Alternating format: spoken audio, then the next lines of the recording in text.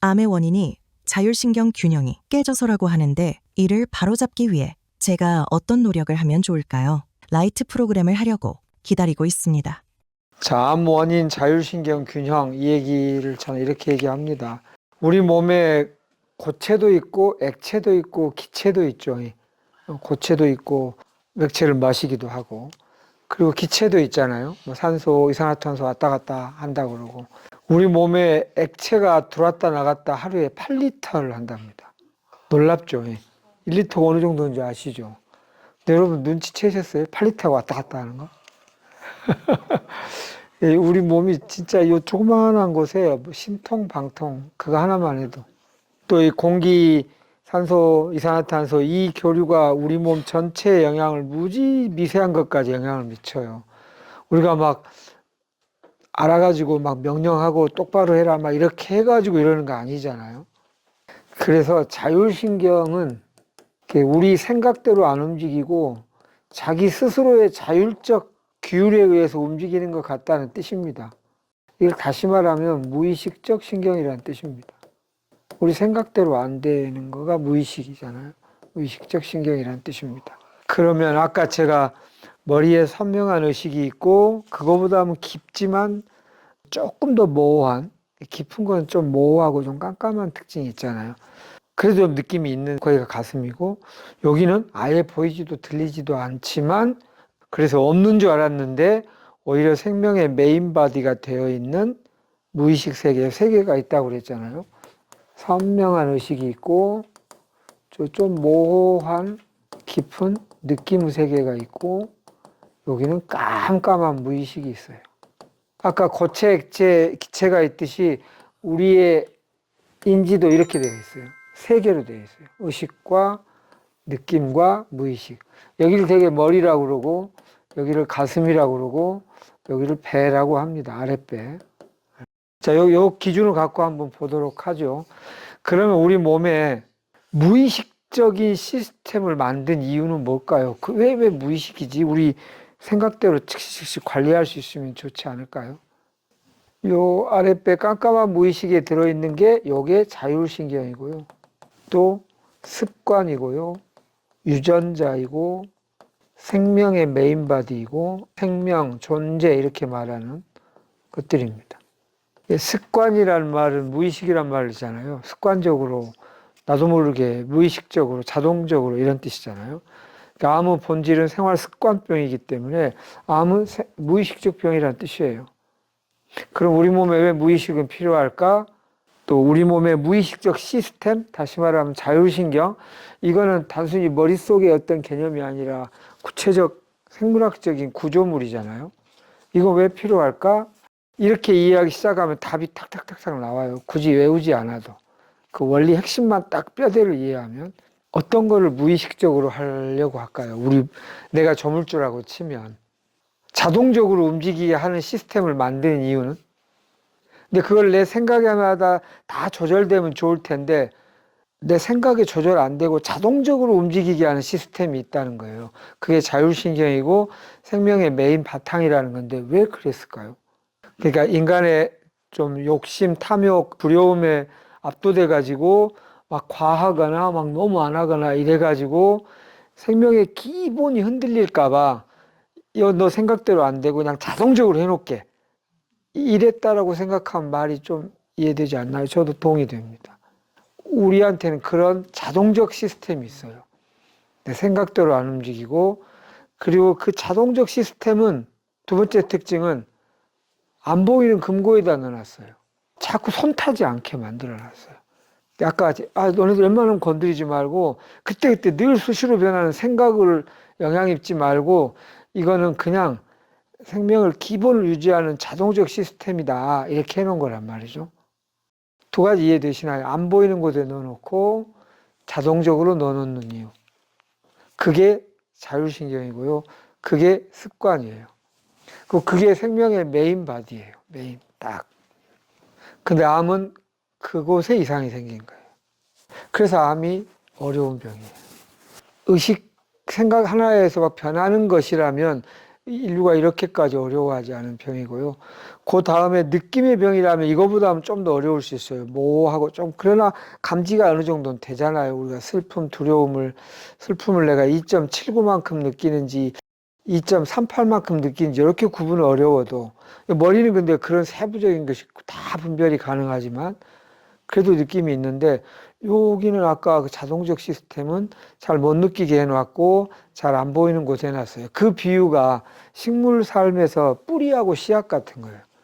뿌리하고 씨앗은 땅 속에 있어서 안 보이잖아요. 아이 뭐 땅 속에 있긴 있으니까 그랬겠지 뭐 일부러 그랬겠어? 이렇게 생각할 수도 있잖아요. 근데 인간 생명을 보면 일부러 그런 것 같아요.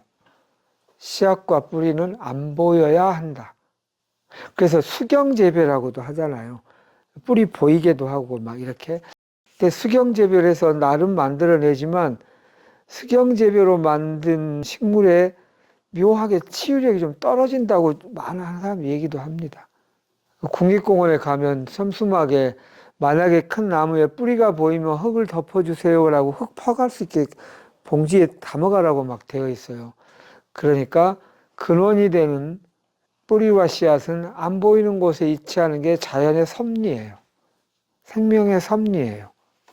자, 이제 그러면 우리가 다뤄야 될 목표는 그 눈에 안 보이고 자동적으로 움직이는 그곳을 어떤 것이 잘못됐는가를 알아차리고 그거를 새롭게 바꾸어서 그게 자동적 시스템으로 또 만들어야 되잖아요. 한 세 단계가 필요해요. 우선 내 자동적 시스템에 뭐가 잘못됐는지를 아는 것부터가 만만치 않은 작업입니다. 저는 제 습관을 잘 알아요라고 말하면 그 사람은 습관이 뭔지를 정확히 모르는 확률이 높습니다. 습관이라는 게 뭡니까? 나도 모르게 자동적으로 무의식적으로 하는 반복적 패턴이라는 뜻이잖아요. 나도 모르게 자동적으로 하는 걸 내가 못 알 가능성이 높겠죠. 그래서 제가 인식하는 내 습관이 있긴 한데 아마 나도 모르는 게 많을 거예요. 이렇게 말하면 그 사람은 습관이 본질이 뭔지 그래도 꽤나 근접하게 아는 거예요. 그거 아는 거가 첫 번째고요. 두 번째는 그럼 어느 방향으로 어떻게 해야 나답게 건강하게 내 면역력에 맞게 되는가를 이제 안 다음에 그것을 머리로 이해하고 가슴으로 체험하고 몸으로 실천을 해가지고 한 번이 아니라 두 번 하고 세 번 하고 네 번 하고 100번을 하면 그래서 습관의 습이라는 말이 이렇게 쓰는데요. 옛날에 한자는 이렇게 돼 있다는 거예요. 이 날개 위에다가 100백인데요. 새들이 아래서 깨서 막 이렇게 날려고 하다가 이렇게 툭 떨어지고 막 한쪽 균형 잃고 막 그러잖아요. 그 날개짓을 한 100번 하면 이제 나도 모르게 무의식적으로 그냥 의도만 가지면 가고 있는 나를 발견한다는 뜻입니다. 그게 습관의 그 어원입니다. 그러니까 한 번이 아니라 여러 번 방향을 알아서 그걸 반복하면 이제 자동적 시스템이 만들어져요. 대강 개념은 이해되셨죠? 나도 모르게 하고 있는 나의 패턴을 아는 것, 그걸 알기 위한 공부를 하는 것. 두 번째, 어느 방향으로 해야 나답게, 우리 유전자가 다 유전자도 여기라고 그랬잖아요. 나답게 가는지를 이해하고, 세 번째, 그거를 어떻게 반복해서 자동적 시스템을 만들 것인가. 그것만 하고 나면 그다음부터 내가 매번 막 관리하지 않아도 자동적으로 나답게 건강하게 흘러간다는 뜻입니다. 암은 만병의 황제라고 해요. 그래서 퓰리처상 탄 책 제목이 암 만병의 황제의 역사 이렇게 되어 있어요. 또 암은 100가지 질병의 합이라고도 해요. 암이 아무튼 굉장히 어렵다는 말 아니겠어요? 만병의 황제. 100가지 질병의 합이란 말은 101가지는 아니고 딱 100가지 질병의 합이란 말일까요? 아닌 거죠. 이게 모든 질병의 합이라는 뜻이잖아요. 그럼 암을 치료하려면 모든 질병에 대해서 공부해야 돼요. 모든 질병의 원리도 알고 모든 질병의 치유법을 알아야 된다는 뜻입니다. 이게 가능하겠습니까? 노력은 최대한 하겠지만 쉽지 않은 거죠. 큰 나무 이렇게 사방 막 1km 되는 게 있다 합시다. 예를 들어서. 그럼 요 끝에서 요 끝에서 요 잎사귀 하나하나마다 다 하자면 시간이 너무 걸리는데 현실적인 방안은 요 뿌리 씨앗을 보면 이 모든 것을 아우르는 거하고 같은 개념 아니겠어요? 현실적인 건 그래서 이렇게 깊이 들어가는 것. 넓게 가는 것과 깊이 가는 것은 같은 말이라고요. 그래서 우주 전체의 그 그림에 우리 미시 세계로 들어가서 세포에서 원자에서 아원자에서 뭐 쿼크까지 가면 그 그림이 거의 비슷하다는 거예요. 깊이 들어가는 것과 넓게 가는 것이 같습니다. 그래서 암에 두 가지 본질이 있어요. 암은 생활 습관병이다와 두 번째 암은 전체성 질환입니다. 국소적이지 않아요. 유방암이라고 유방만, 간암이라고 간만이 아니에요. 전체라는 말이 넓게 가야 된다는 뜻이에요. 어떻게 병을 다 공부할 수 있냐고요. 깊이 들어가는 게 암 치료에는 절대적으로 필요해요. 그래서 우리가 처음 시작할 때 깊이는 항상 선명하지 않습니다. 선명하다는 말은 표면적이라는 뜻이에요. 물론 그게 첫 지도가 되기엔 적합하죠. 효용이 있죠. 그런 한계도 있다. 그 다음에 좀 하지만 그래도 인지가 되는 데를 거쳐서 깜깜한 곳으로 들어가야 하는 여정이 암치료의 여정이고, 그걸 되게 영웅의 여정이라고 하죠. 그 무의식 속에 있는 이무기하고 싸우고, 그래서 마침내 성에 올라가서 보물을 찾고 공주를 구하고, 이거 모든 나라의 신화에 있는 거잖아요. 우리의 성장을 위한 여정 늘 그렇다고 해요. 치유는 곧 성장인데 요거를 보는 겁니다. 그래서 자율신경의 균형을 갖는 게 암치료하고 딱 주파수가 맞다, 아구가 맞다. 그러니까 이제 우리의 기본 태도예요. 태도가 뭐냐면, 거기가 뭐 좋은 약이 있나? 거기가 뭐 좋은 주사가 있을까? 뭐 운동하면 자율신경 균형이 좋아져요?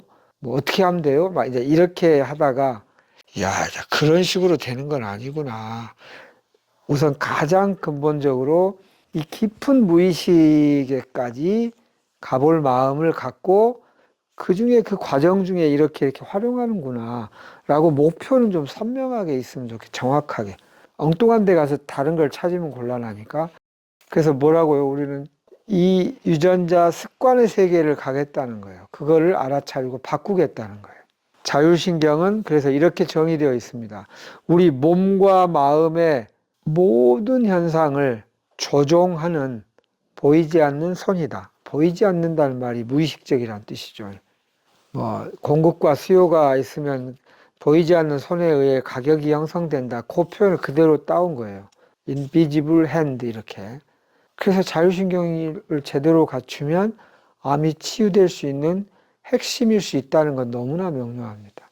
그러나 그게 만만치는 않습니다. 그런데 그게 엄청나게 남는 장사입니다. 왜냐하면 암뿐 아니라 이 세상에 있는 모든 질병을 스스로 다스릴 수 있는 법을 터득 안 하고 싶어도 해버리게 된다고요. 또 성장, 그건 관심 없고 암 나은 이후에 성장할래요. 그것도 있을 수가 없어요. 치유하고 성장은 한 몸이에요. 이렇게 큰 프로젝트를 내가 벌려놨을까요? 여러분의 무의식이 그런 큰 프로젝트를 벌려놨어요. 영적으로 저는 그렇게 이해해요. 영적 성장 의지가 엄청 큰 분들이 되게 인생의 시나리오가 이렇게 고난과 어려움이 있습니다. 늘 평이한 사람은 되게 어린 영혼이라고 하고요. 이렇게 된 사람은 성숙한 영혼이라고 합니다. 그 정도 얘기로 일단 마치겠습니다.